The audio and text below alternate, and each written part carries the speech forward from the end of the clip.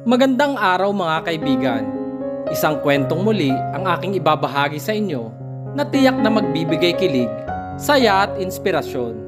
Pero kung bago ka pa lamang sa aking channel, ay paki-like po ng video.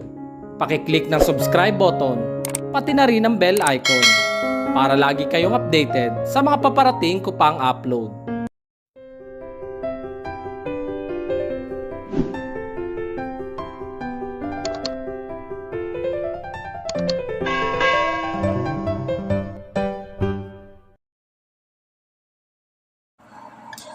Third person over voice. Ate, bili na po kayo ng gulay at isda. Sariwa po yan at mura lang po. Ani Colleen sa mga nagdadaan sa tabi ng kanyang pwesto sa gilid lamang ng kalsada. Sikat na sikat ang araw. Malinsangan ang buong paligid at tagaktak na ang pawis ni Colleen. Ngunit hindi pa rin maitatago nito ang angking kagandahan ng dalaga. Ang kagandahang kinababaliwan ng mga kalalakihan na nakikilala niya sa araw-araw niyang pagtitinda. Pero hindi sila makaporma kay Colleen dahil laging nandyan si Dominic. Colleen, sabi ko naman sa'yo, hindi mo kailangan maghirap sa pagtitinda ng mga iyan. Kung sasagutin mo ako, bibigyan kita ng magandang buhay, tanggapin mo lang ako. Ako ang itinadahan na sa'yo, kaya bigyan mo naman ako ng pagkakataon na patunayan ko ang sarili ko sa'yo. Ani sa kanya ni Dominic, ang isa sa masugid niyang manliligaw. Si Dominic ay nakilala nila noon at simula noon ay palagi na siyang nakabantay kila Colleen. Naging masugid itong manliligaw ng dalaga kahit paulit-ulit itong binabastad ng dalaga. Hindi naman suplada si Colleen, mabait nga ito at palakaibigan, hindi lang talaga niya mahal si Dominic. May dalawa siyang tapat na kaibigan na sina Olga at Andrea. Katulad niya ay kasama niya nagtitinda ng mga ito ng gulay at isda sa gilid ng kalsada. Hindi nila kaya magbayad ng pwesto sa palengke kaya kapag wala mga pulis na nakakalat sa paligid ay nagtitinda sila ng mga kaibigan niya sa lugar na ito kung saan marami ang dumadaang mga tao at mga sasakyan. Hoy Dominic, tigilan mo nga si Colleen sa kalandian mo. Nakabusangot na ani Olga sa kanya kaya napapakamot na lamang ito ng kanyang ulo. Alam ka na naman. Ani Dominic. Inirapan lamang siya ni Olga at ipinagpatuloy na ang pagtitinda. May sakit ang ama ni Colleen kaya hindi pa ito nakakabalik ng trabaho. Construction worker ang ama niya at dahil sa isang aksidente na ang ama niya ang may pagkakamali ay nahulog ito mula sa ikalawang palapag. Ang pagkakahulog na ikinaparalisado ng kalahati ng katawan nito. Kaya ngayon ay tanging si Colleen at ang kanyang ina ang naghahanap buhay upang matustusan nila ang pang-araw-araw nilang mga gastusin. Idagdag pa ang mga kapatid niya na nag-aaral pa lamang ng high school na si Tina at Anthony. Buti ka pa, Bestie. Malapit ka nang makaubos ng paninda mo. Iba talaga ang nagagawa ng may magandang festlock, no? Marting ani sa kanya ni Andrea na ikinatawa naman ni Olga. Sus! Hinggit ka na naman! Pangiinis ni Olga at nginusuan lamang siya ni Andrea. Ganito sila palagi. Lagi nag-aasaran pero madalas ay nagtutulungan. Kapag nauubos na ni Colleen ang mga paninda niya ay kinukuha niya ibang paninda ng mga kaibigan niya. Siya ang nagbebenta ng mga ito at dahil nga marami siyang manliligaw ay madaling nauubos ang mga panindang ibinebenta niya. Colleen's person over voice. Kapag nakaubos na tayo ng paninda, pumunta tayo ng bayan. Bumili tayo ng manok para naman makakain ulit tayo ng masarap na adobo. Suwang-suwa na ako sa kakaulam ng gulay at isda. Bukas may buntot na ako, tatawagin na akong Jezebel. Ani Olga na ikinatawa namin ng malakas. Ganito kami palagi. Palaging masaya sa tuwing maaga kaming nakakaubos ng paninda. Uuwi kami at ibibigay sa mga magulang namin ang mga kinita namin.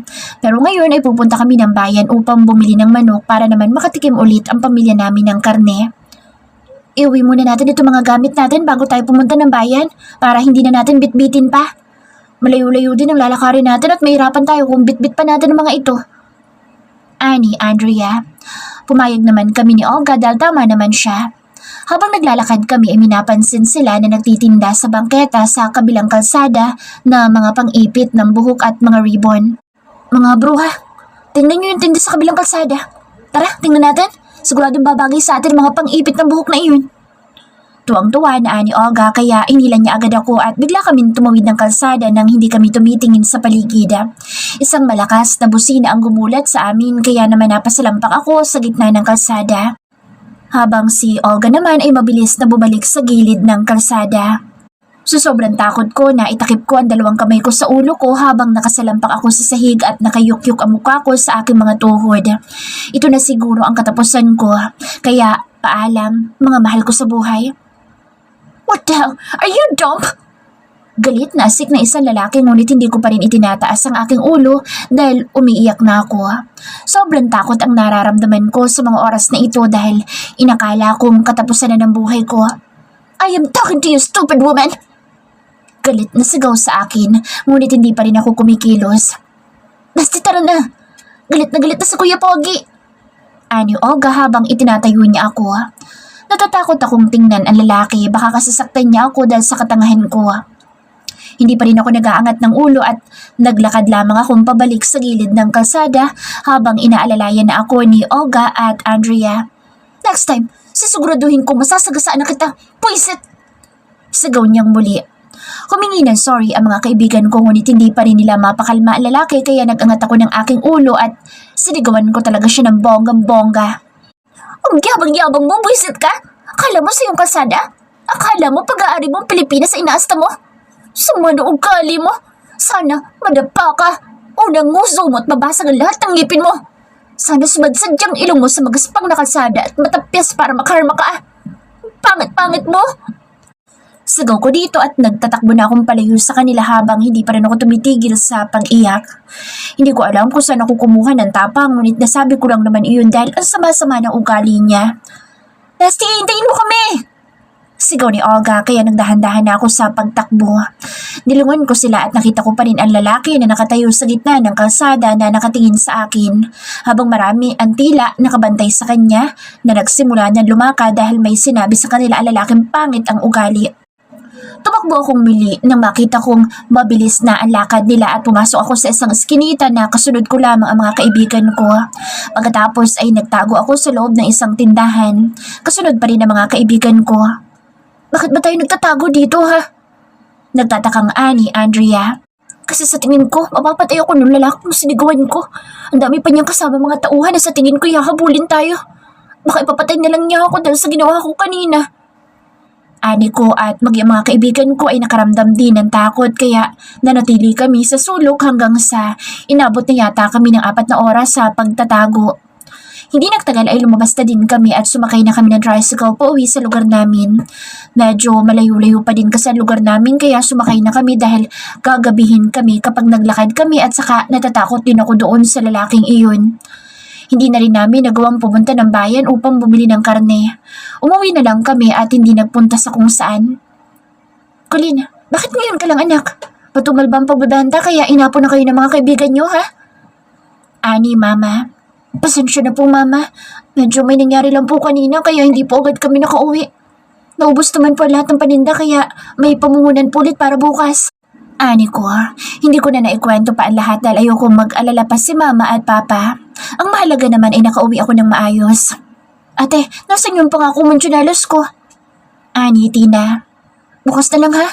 Promise ni ate, bukas hindi ko nakalilimutan. Ani ko na ikinangiti naman ng aking kapatid at tumango. Nagtungo ako sa kusina upang magluto ng aming panghapunan. Nagsaing muna ako at pagkatapos ay nilinisan ko ang isda at ipiprito ko na lamang ito. Napaupo ako sa silyan, nakatapat sa lamesa at naalala ko ang lalaking galit na galit kanina sa akin. Nakulang na lang ay patayin ako. Hindi ko maalala ang itsura niya. Hindi ko nga naaninag ang mukha niya dahil sa nalalabo kong mga mata kanina dahil sa sobrang pang-iyak. Pero hindi ko makakalimutan ang boses niya. Ang magandang boses niya na galit sa akin. Colleen, nandito sa Olga. Ani mama, kaya nagmamadali ako nagpunta sa salas at napangiti ako nang may iniabot ito sa akin na kakanin. Luto ni nanay kanina. Pinabibigay sa inyo dahil paborito mo yan. Anya, kaya naman tuwang-tuwa ako na tinanggap ang ibinigay niya. Pinag-usapan muli namin ni Olga ang tungkol sa nangyari kanina. Hindi ko pa rin makalimutan ang boses ng lalaking iyon. Napahawak tuloy ako sa kwintas ko na may pendant na kulay puti na may nakaukit na mukha ni Mama Mary. Bigay ito ni Papa sa akin noong kaarawan ko bago siya maaksidente.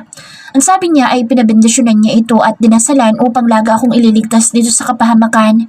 At sa nangyari kanina ay batid kong iniligtas ako ni Mama Mary kaya hindi ako nasagasaan. Mukhang maswerte nga talaga sa'yo ang kwintas na regalo sa'yo ng papa mo. Iingatan mo yan ha, para lagi ka nagagabayan ni Mama Mary. Ani ng aking kaibigan. Basta, huwag mo nalang sasabihin kay Mama kasi baka mag-alala lang sila. Tapos hindi na nila ako payagang magtinda kasama niyo. Alam mo naman si Mama, matatakotin talaga iyan.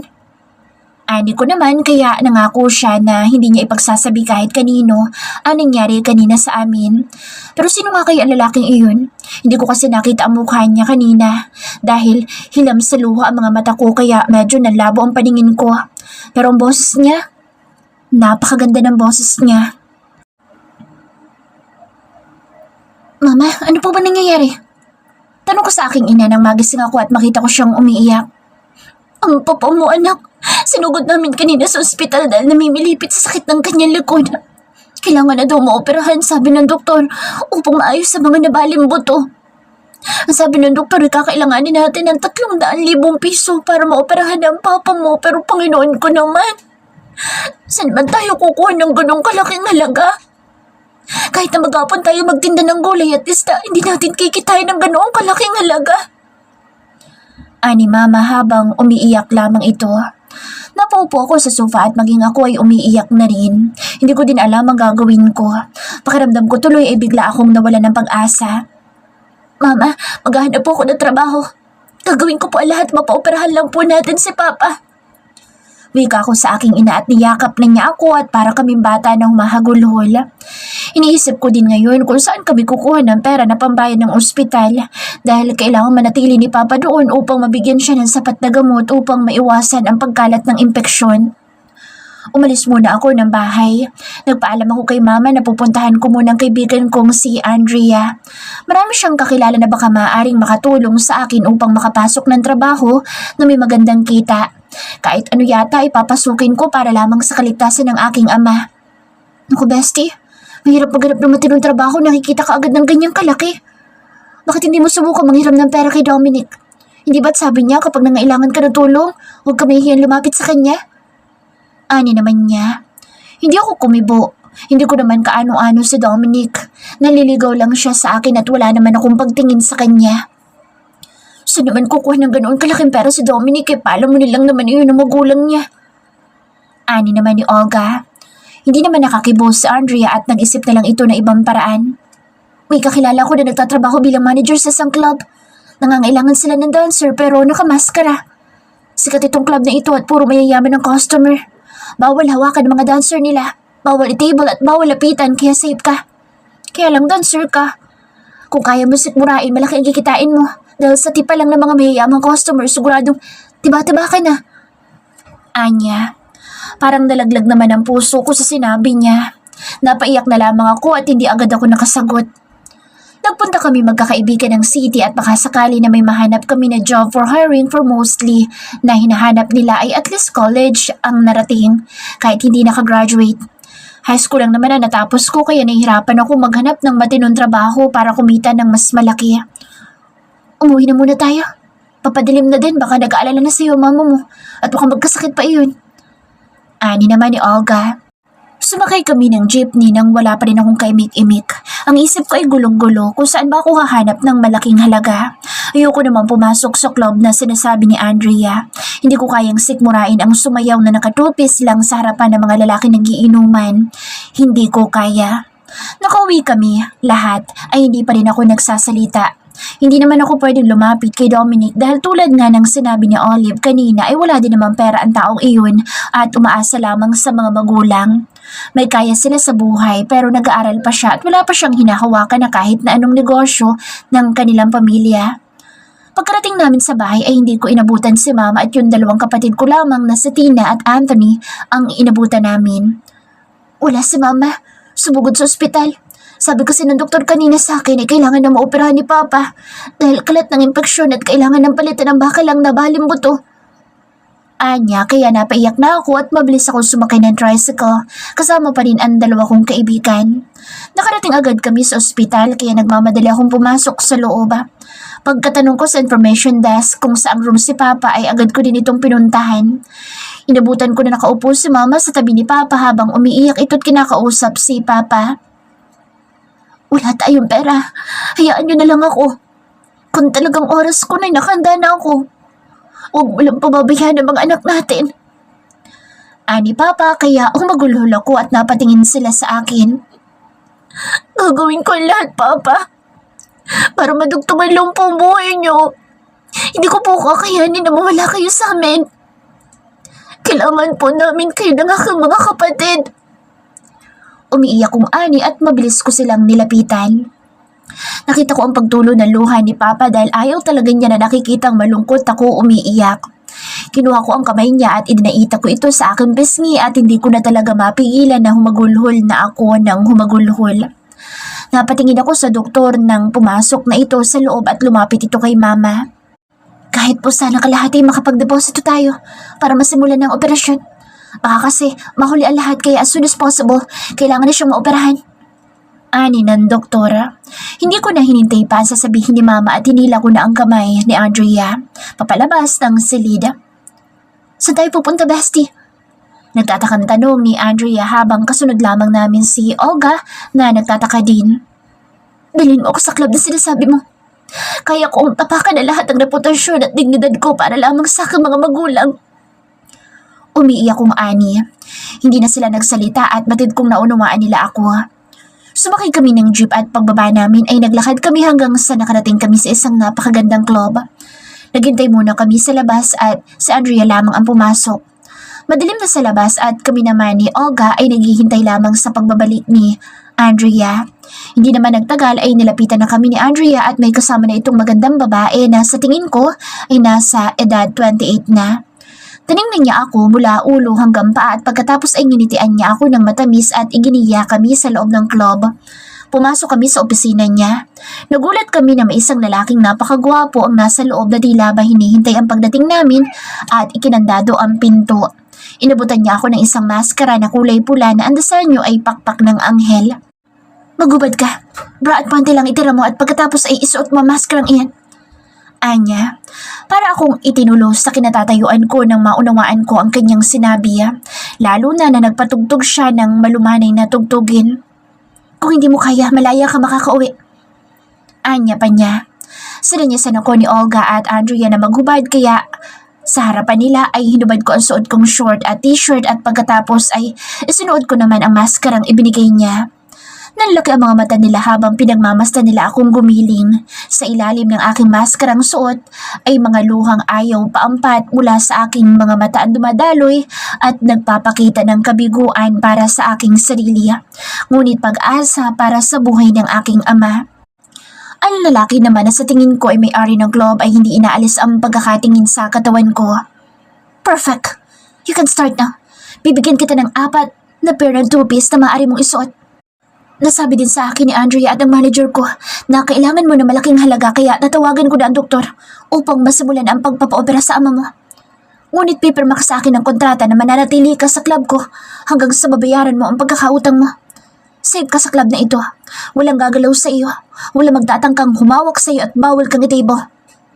Ani pa niya. Napatingin ako sa aking mga kaibigan at nakaramdam ako ng katuwaan nang marinig ko sinabi niya na mauoperahan na si Papa. Kaya mabilis akong tumango kahit nalabag man ito sa kalooban ko. Lahat ay gagawin ko para sa aking mga magulang. Nagbihis na muna ako. Sabi kasi na may-ari ng club na si Sir Jonas Valentin ay mamayang 11:00 daw ako sasayaw. Pang-finale daw nila at hindi ko naman maintindihan kung bakit. Binigyan din ako ng manager ng 4 na pair na two-piece costume na yung isa ay kulay gold na may mga beads na palawit sa harapan ng bikini kaya mas komportableng tingnan kaysa sa 3 pares. Natatakot ako. Hindi ko alam kung kakayanin ko ba talaga na sumayaw sa harapan ng maraming tao. Ani ko kay Andrea. Bestie, umirma ka na ng kontrata kaya wala ka na magagawa. Isa pa, natawagan na din nila ang hospital kaya sigurado ako ngayon na nasa operating room na ang papa mo. Wala ka nang gagastusin kahit piso. Dahil maging hospital at mga gamot ay sagot na ni Sir Jonas. Ani naman ni Andrea.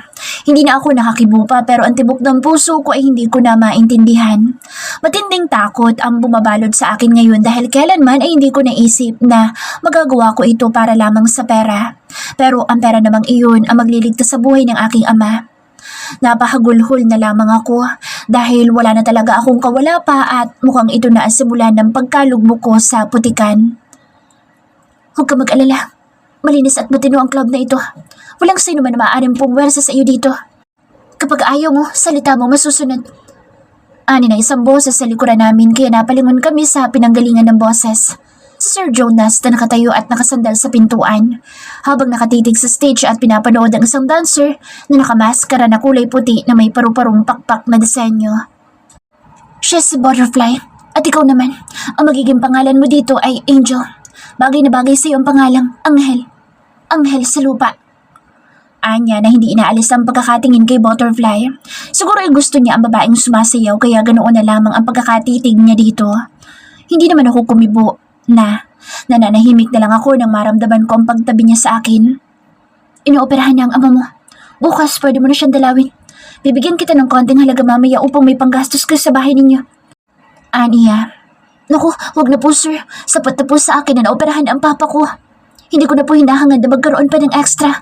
Huwag po kayong mag-alala at pagbubutihan ko pang pagtatrabaho ko dito upang makabayad po agad ako ng pagkakautang ko sa inyo. Ani ko sa kanya at nginitaan naman niya ako. Ayoko sa lahat ng tinatanggihan ako. Aminin ko sa'yo. Unang kita ko pa lang sa'yo kanina ay nagustuhan na kita. Pero huwag ka mag-alala. Hindi ako namumuwersa ng tao. Kung sakali man na isang araw ay mapapasok ako dyan sa puso mo, nandito lang ako. Anya na ikinalaki ng mata ko at bigla ako napatingin sa kanya. Nasisiraan na yata ng ulo ang amo ko. Ano bang pinagsasasabi nito? Sir naman, hindi ko po alam na palabiro pala po kayo. Ani ko na natatawa pa ako. I'm not making this up, Colleen. I like you a lot. Anya kaya napatingin ako sa aking mga kaibigan. Ano bang pinagsasasabi nito samantalang isang oras pa lang naman kami nagkakakilala tapos I like you a lot na agad siya? May saltik yata sa utak itong amo ko. Ngumiti lamang ako sa kanya at hindi na ako nagsalita pa. Oo, aaminin ko, gwapo si Sir Jonas at mabait pero amo ko siya at dancer ako sa bar. Ano naman ang may pagmamalaki niya tungkol sa akin samantalang isa lamang akong dancer ng club na pag-aari niya. My gosh. Sir, mahihain po talaga yan si Colleen. Kung hindi nga lang po nangangailangan talaga ng malaking halaga yan, hindi po niya papasukin ng ganitong uri ng trabaho. Kaya lang po talagang matindi po ang pangangailangan niya kaya kapit sa patilim na ang nangyari. Ani naman ni Olga. Tumango lamang si Sir Jonas at iniwan na rin niya kami. Nakahinga ako ng maluwag. Akala ko talaga ay magtatagal pa siya sa tabi ko dahil pakiramdam ko matutunaw ako sa mga titig niya. Isang linggo na din ako nagtatrabaho sa club ni Sir Jonas. Hanggang ngayon ay hindi pa rin ako sanay. Ang pagkakaalam nila, mama ay nagtatrabaho ako sa isang call center kaya panggabi ang trabaho ko. Ang alam din nila ay nag-advance payment ako na kailangan kong bayaran kada sweldo ko. Naniwala naman sila sa akin at kahit kapirasong pagdududa ay hindi ko sila nakitaan. Nakauwi na din si Papa sa bahay at sabi ng doktor, hindi na magtatagal ay makakalakad na muli si Papa. Mama, alis na po ako. Baka po sa malita ko mapagalitan pa ako ng amo ko. Ani ko kay Mama. Mag-iingat ka anak. Yung baon mong pagkain huwag mong kalilimutan kainin. Huwag ka magpapagutom para hindi ka magkasakit. Ani pa niya. Ngumiti lamang ako at pagkatapos ko magpaalam sa kanila ay umalis na din agad ako. Pagkarating ko ng club ay sinalubong na ako ni Badette. Siya si Butterfly at sobrang ganda niya at sobrang bait. Kinuwento din niya sa akin na noong unang pasok niya dito ay katulad ko siya na nangangailangan ng pera dahil nasagasaan ang kapatid niya at tinakbuhan. Wala na silang mga magulang. Bata pa lamang sila nang maulila sila pero ang sabi niya bago namatay ang nanay niya sa sakit na cancer ay sinabi sa kanya na mayaman ang lahing pinanggalingan ng kanyang ina. Pero hindi niya kilala ang mga magulang ng ina niya. Kasi nga, naglayas lang daw ang mama niya noon dahil sa sobrang higpit ng mga magulang nito at ayaw sa ama niya na driver ng pamilya. Yun lang ang storyang alam ko. Dalawa lang naman silang magkapatid. Siya at ang kapatid niya lalaki na bata lang sa kanya na 1 taon. Gusto ko si Sir Jonas. Kaya lang mukhang ikaw ang type. Anya, sabay hagikik pa na ikinatawa ko naman. Ako girl, wala akong damdamin para kay Sir. Wala nga sa isip ko mga lalaki.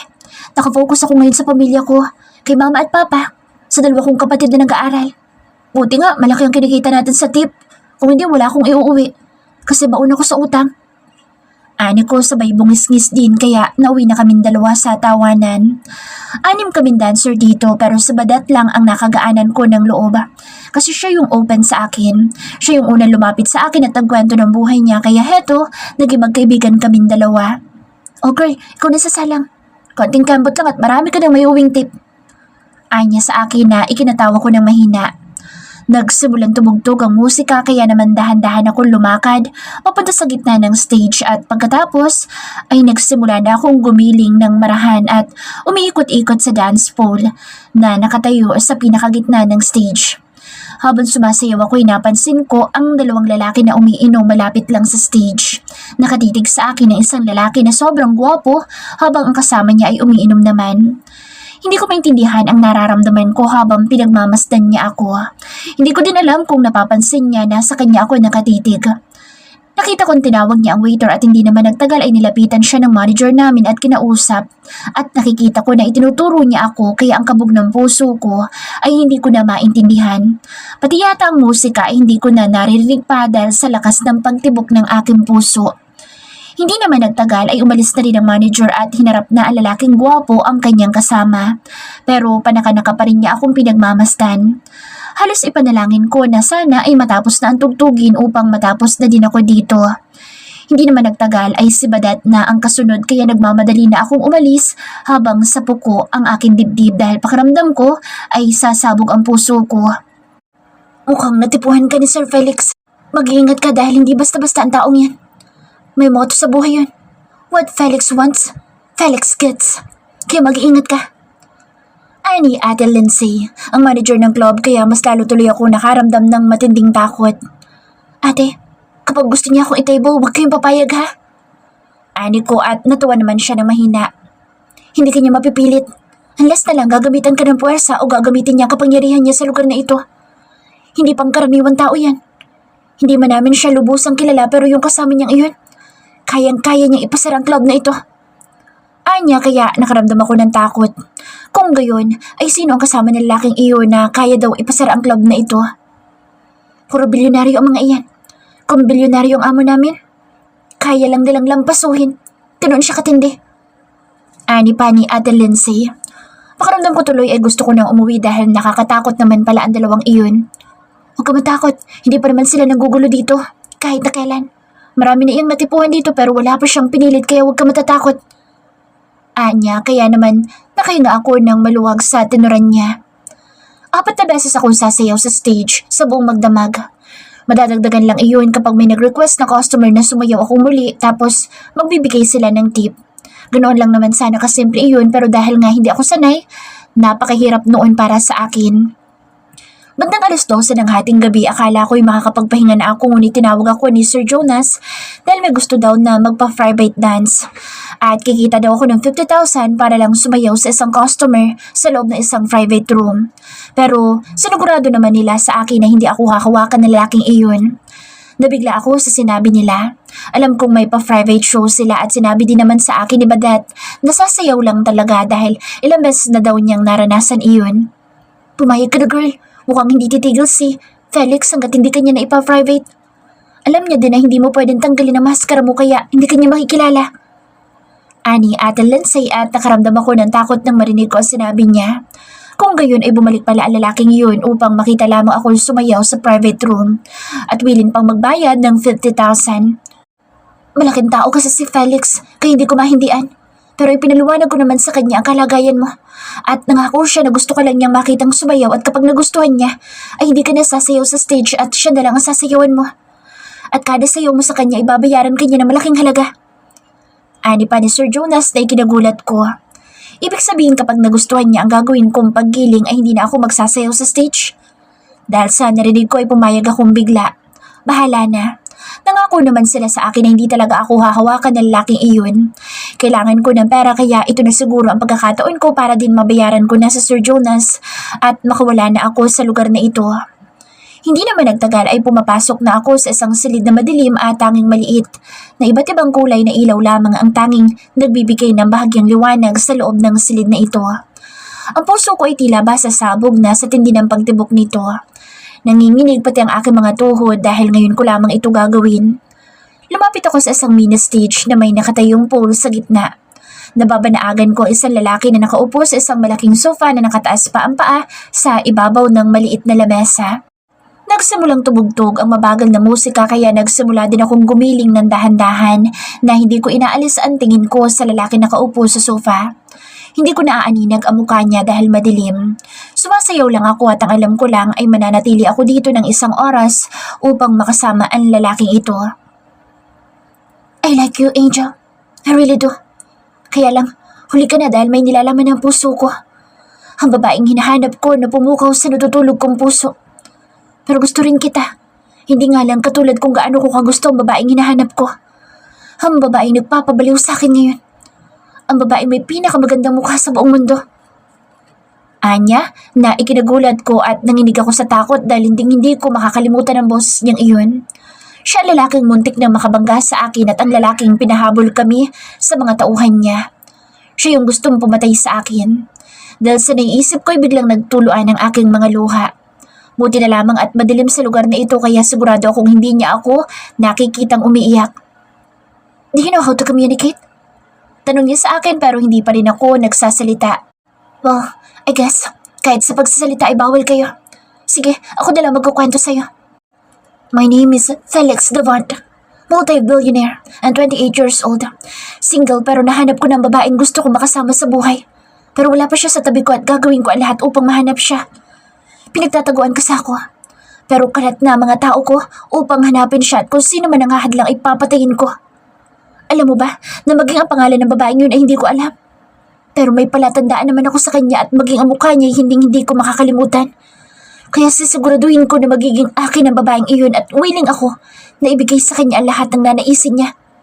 Okay ba? Anya, nalalo kong ikinatakot. Halos mga tugna ang tuhod ko at tila hindi na ako makasayaw sa mga naririnig ko mula sa kanya. Ganito ba talaga ang mayayaman? Para makuha ang gusto nila ay handa silang pumatay? Mas lalo tuloy akong natatakot sa lalaking ito. Ang nais ko na lamang ay matapos ang oras upang makaalis na ako sa silid na ito.